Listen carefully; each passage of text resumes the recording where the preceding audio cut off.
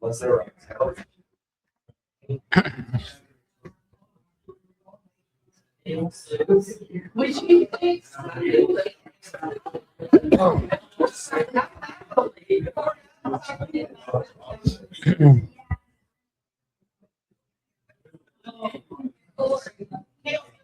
All right, we'll be opening up Isaiah chapter 39 today, but just by way of review, I want to look back and do a little review of chapter 38. Remember, our theme for the past couple of nights has been our stewardship of answered prayers, and just to excuse me, just to give a quick recap of that.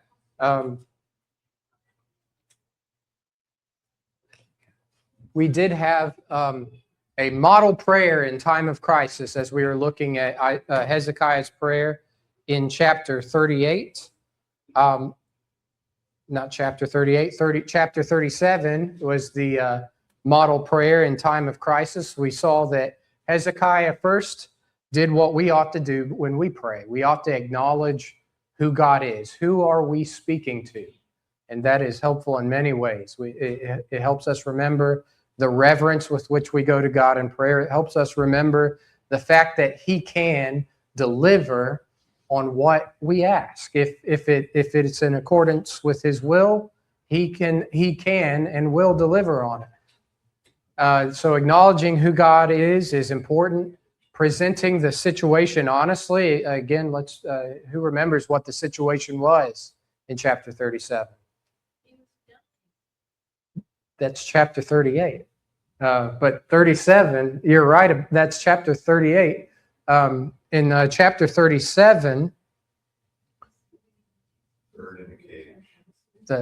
Shut up like a bird in a cage. They were, Sennacherib and his army had Jerusalem surrounded.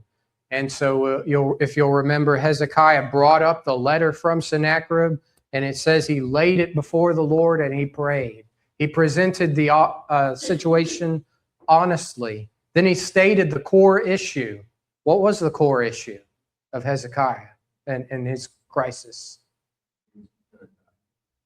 Chapter 38. Chapter 37 was, that's all right. Chapter 37, we've stated what the situation was. What was the core issue? God's honor was was on the line here in the eyes of the people. That's what Hezekiah presented. He could have gone to God and said, "We're gonna die. Our city's going to get destroyed." That wasn't his focus of the prayer. The focus was he's being blasphemed right now. His honor is being blasphemed. And so when we state the core issue, we need to keep that in mind. And we'll have a little exercise in just a minute. But that's what Hezekiah did. Finally, he requested deliverance, not just for personal relief, not just for the sake of Jerusalem, but for God's glory, his focus. Now remember, which chapters go before chapters 36 and 37 of Isaiah? 38 and 39. The events of 38 and 39 take place before chapters 36 and 37. And in this we see the prayer in chapter 38 is not anywhere near, does not exhibit the same characteristics of spiritual maturity that the one we read of in chapter 37 does. I think there's something to that. And we did discuss that last time. But our motive, when we're talking about the stewardship of answered prayers, our motive should mirror our response. Does that make sense? When that prayer is answered, what are we going to do with it? And when we are praying for those things, does the way we pray for those things mirror how we would respond to that answered prayer? Does that make sense to everybody? So Hezekiah says, his motive here is God's honor. His motive here is for God's glory. And his response ought to reflect that. if his motive is where it should be, when God delivers on that promise, or not delivers on that petition, Hezekiah is going to respond to God's honor and to God's glory, right? So let's just list a few things. Do we find ourselves in crisis situations today? Do we find ourselves in situations where we need to go to God and petition for things? So let's just think of a few examples. I'm going to bring up current events because Corey, you can't answer. You can't answer here because she already knows the answer. We're replacing our roof. We're trying to replace our roof right now. And I don't know if you guys know this, that's expensive, right? So it's something we have been taking seriously, something that we have been praying about. Now, how are we to approach God in prayer about our roof, being able to pay for it? Again, the core issue ought to be God's honor, because my priorities in life is what? Fear God and keep his commandments, to honor God, right? So the core issue is not, we've got a leaky roof. That's a very shallow understanding of the problem, isn't it? That's the situation, but it's not the core issue. Make sense? So how do we pray to God about our roof? Is it just me? I want this. I have water is leaking on my head while I'm trying to sleep, or it's not doing that. I'm just using that as an example. Any ideas? Any ideas how I go to God in prayer, keeping the core issue in mind? Humbly? Yeah. Thankful for the house the roof is sitting on. That is something we ought to do. I'll just tell you how it's shaped our prayer, just keeping this in mind. We are very thankful for what we have. We have very humble abode that we are working on. We're trying to restore it, get it sellable. And so we've been working on that, but we're very thankful for that, and we make a point to express how thankful we are for it. That's very important. But also, we recognize we are stewards of that home. We're stewards of these things. So what do we pray for? We pray that we would have the wisdom to maintain stewardship of that house and stewardship of the funds, the money that is going to go into this roof, that we are being good stewards of those things. And then, Corey, you can go ahead and add the other thing. What? Hospitality. Very important to Corey. And it ought to be very important to me, but it's very important to Corey. So what are we going to do with our response to when, and it looks like things are panning out. We're feeling good about it. Our response ought to be not just to go on our way like nothing ever happened, like the roof's always been there. We ought to be thankful for it, and we ought to use it to God's glory. Everything tracking there? Let's think of another example. Jobs. Say we're out of a job. Say we're praying for a job. What's our motive?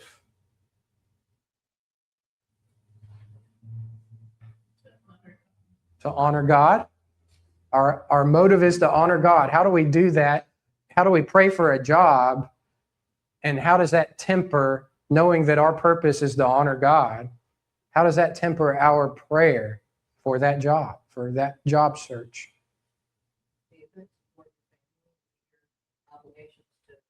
Absolutely, to meet your obligations for the church. Now, would it be, say you get that job, your response, what if what if you start putting money into let's just say you go off and take out a loan for a Corvette, and you forget all about that prayer, forget all about honoring God, and you just spend it on yourself. Is that the proper response? Is that glorifying God? That's what we're talking about with stewardship of answered prayers. There's not only what we do with our response, but a spiritually mature person that's going to show in the motive. It's going to show in how they go to God and petition Him. Does that make sense to everybody? Okay, so bring this up, because what did Hezekiah do with his 15 years? We're about to open up chapter 39 and see some of these things. Well, first of all, the first thing we see him do, we read it in chapter 38, verses 9 through 20, is he gave thanks, and he wrote a psalm in thanksgiving to God. That's the first thing you need to do. You express the thanksgiving toward God. He committed to worshiping Him in song. Let's look at that. Chapter 38 and verse 20, the Lord was ready to save me. Therefore, we will sing my songs to the stringed instruments all the days of our life in the house of the Lord. By the way, this is in response to his life being extended for those 15 years, as we discussed. But then we find he does some other things with his life. Chapter 39, verses 1 through 2, we're about to get into it, how that he entertained the Babylonians, which is a huge mistake. Not only was it a huge mistake to do so, but the manner in which he did it was a mistake, and we'll see that in Chronicles and also 2 Kings, that it was motive of pride, and we see some selfishness. We're about to see it in chapter 39. We find he also fathered Manasseh, who is Judah's most wicked king. That can't be laid at the feet of Hezekiah. It's not his fault that we know of, that Manasseh became the king that he was. But that's important for what other reason? Showing everything. Manasseh. Oh. He's in the line. He's in the line, exactly. Exactly. So before those 15 years were granted to Hezekiah, he was without an heir to the throne. So that's very important. It's one of the most important. It is the most important thing about this account. We would not have the opportunity to be reconciled to God if Hezekiah did not pray that prayer in chapter 38 and have those 15 years added to his life. So we ought to be good stewards of answered prayers. Any comments or questions? All right, so we'll see, open up chapter 39, and we see when blessings become a test. And just to reiterate the timeline here, Hezekiah began his reign in 715 BC. He brought about many religious reforms between 715 and 705. We know from historical records that Sennacherib began his reign in 705 BC. Hezekiah's illness and recovery, as we just looked at the account last week, occurred between 703 and 702. And then we're about to look at this account of these Babylonian envoys in chapter 39 as happening around the same time. How do we know that again? Because in chapter 38, he's granted 15 years to his life. We know his reign was 29 years. You subtract 29 you subtract 15 from 29, you get 14. In chapter 36, we see that took place in his 14th year of his reign. So we know that chapters 38 and 39 occurred before chapters 36 and 37, where we have the Assyrian invasion of Judah in 701. We have the birth of Manasseh that will take place in 698, and then the death of Hezekiah finally would occur in 686 BC, 15 years after the events of chapter 38. 15 years. I don't know. I'm not sure there is. Yep. Yes, sir. It was just the right amount of time, just the time we needed, though. We know that. Unfortunately, we did have the birth of Manasseh and that reign, that lineage would be completed that was promised to David. So we've seen Hezekiah, the city of Jerusalem, survived the Assyrian threat. We've seen him healed from terminal illness before that, given 15 more years. We see and saw that 185,000 Assyrians were destroyed. They were miraculous. The city of Jerusalem was miraculously delivered by the hand of God. And now the question is, have you ever experienced victory or blessing from God only to stumble afterward? Let me ask you a different question. Are there men that you look up to? No, let's start over.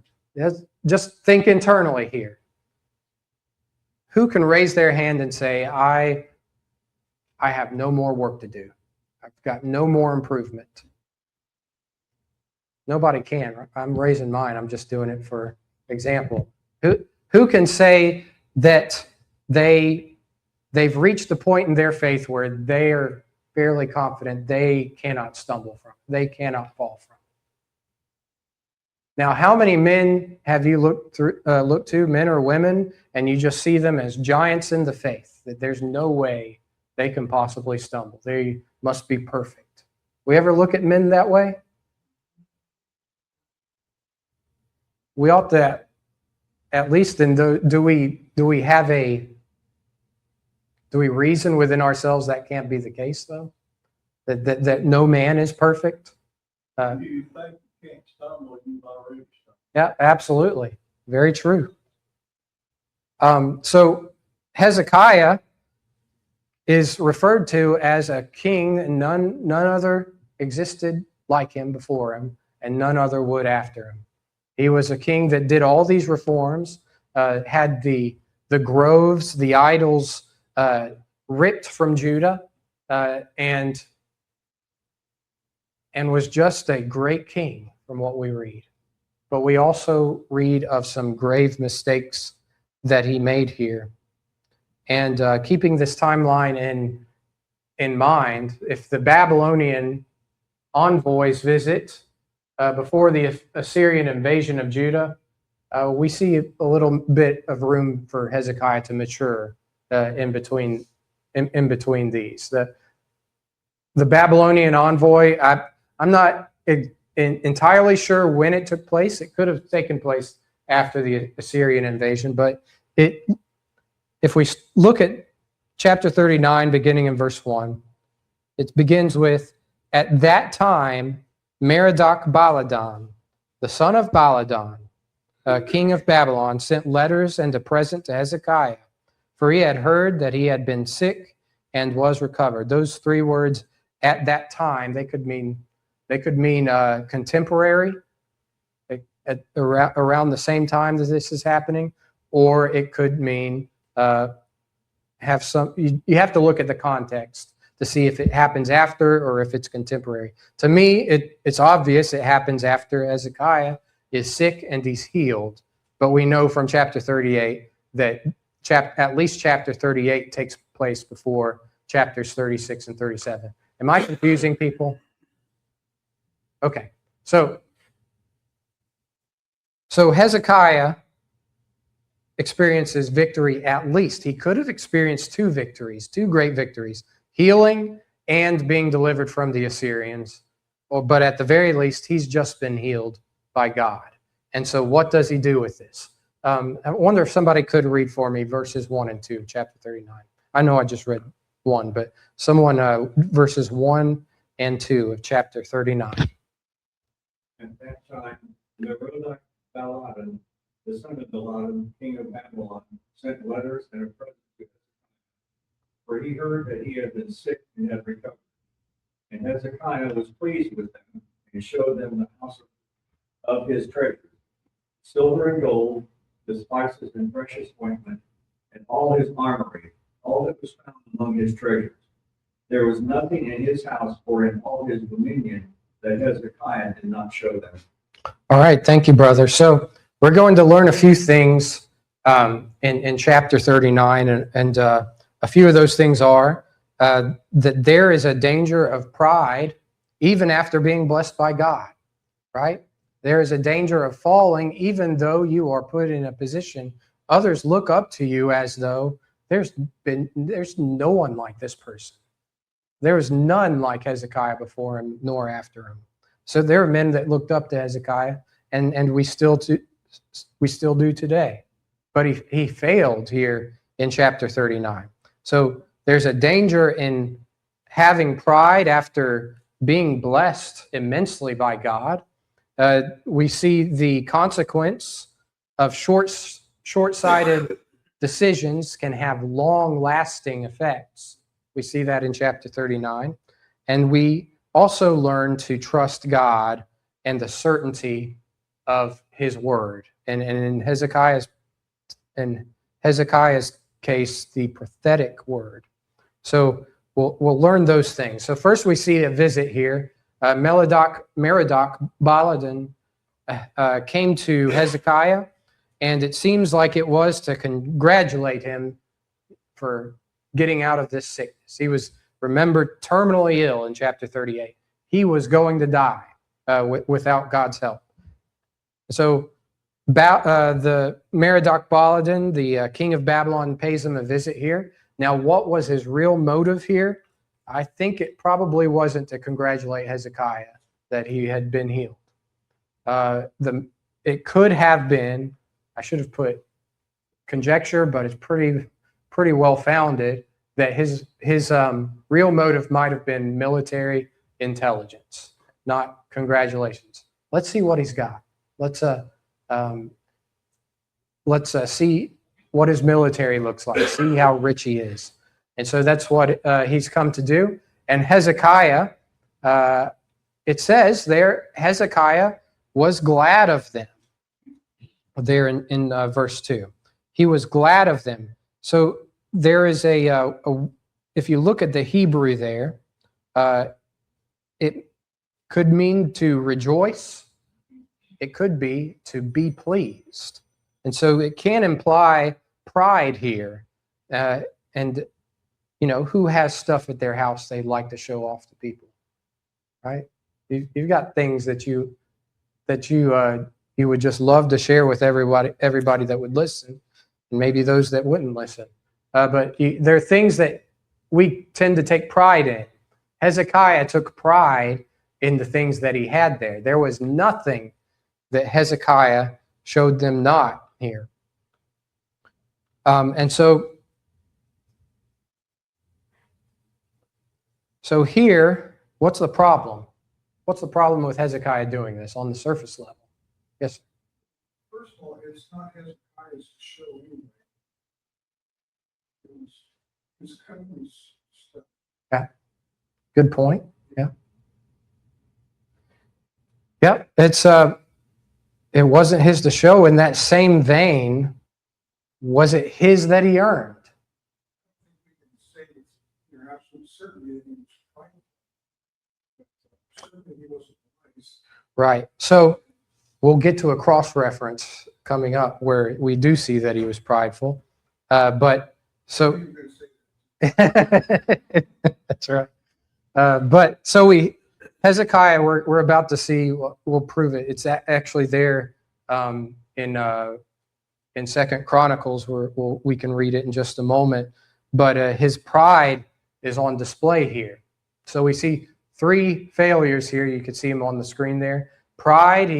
He took credit, or at least wasn't giving God credit for what God had provided him. This idea of self-reliance. He sought security and wealth and not God. Why else would he feel secure in showing these things to these strangers, really?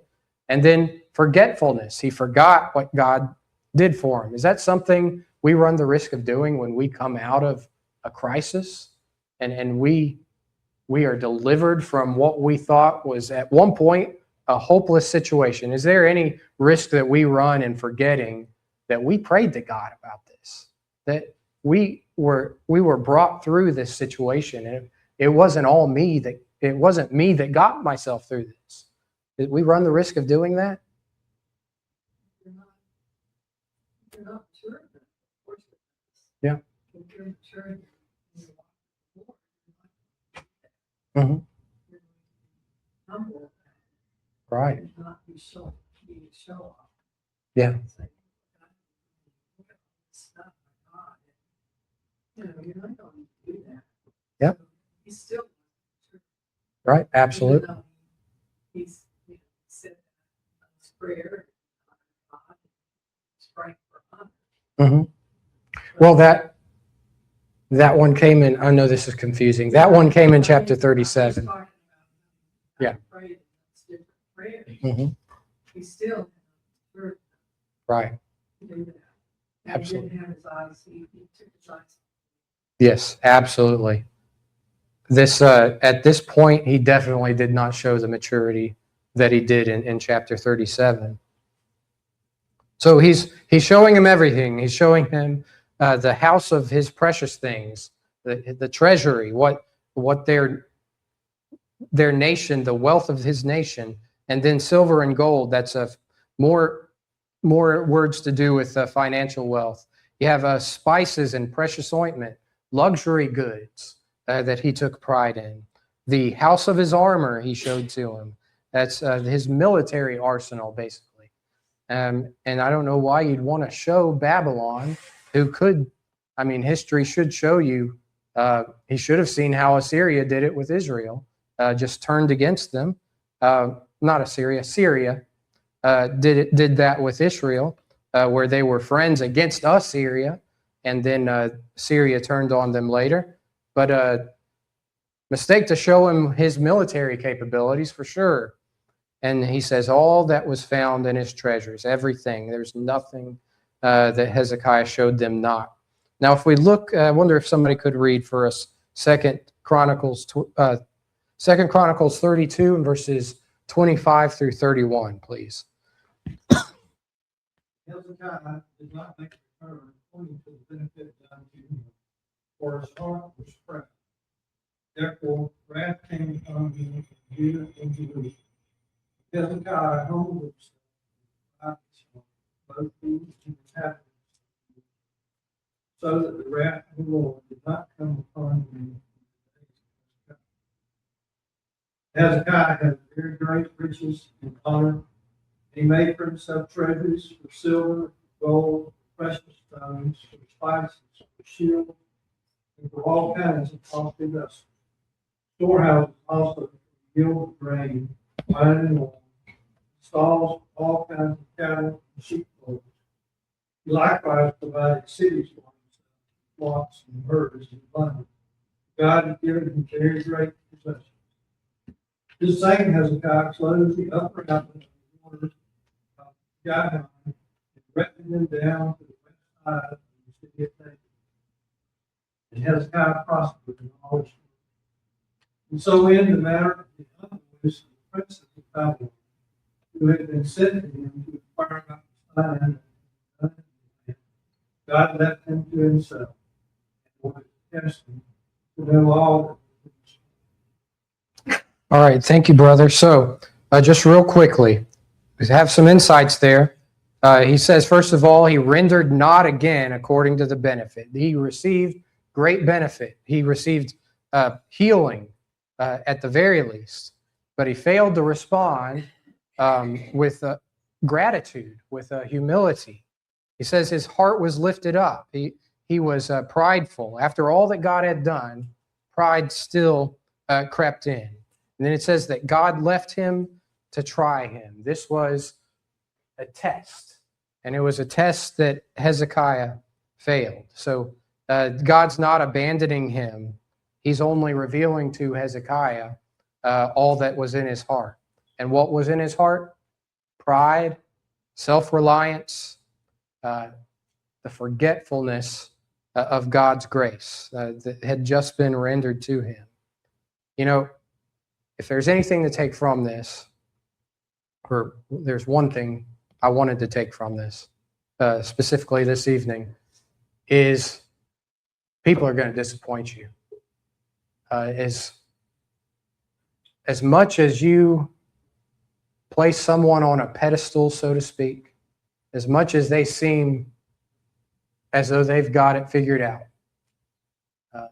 they can still fall and they can still disappoint you. Hezekiah fell here. I'd like to believe chapter 39 did occur before 36, and we saw a great maturing in that short time on the part of Hezekiah, because some great things happened afterward, and we know some great things happened throughout that 29-year reign of Hezekiah. But was Hezekiah perfect? No. Any comments or questions? Yes, sir. I keep wondering how many pennies of the dollar kids will get for stuff. Seriously, it's going to be scattered to however many wings are on. Oh, well, we'll see what happened to Hezekiah's children and what they had left over. Yeah. Yep. Yep. So it was a huge mistake of Hezekiah, because those Babylonians, when I read this, I think about those movies or TV series where an antagonist is introduced in the middle of the show. And you've read the book, you know who that is. So we know who the Babylonians are. And they've showed up at Hezekiah's doorstep, and he's showing the enemy, who is going to be Judah's enemy, everything they have. And later on, Babylon's taken it all.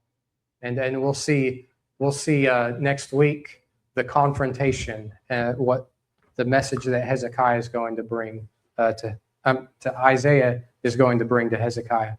Thank you all for the class.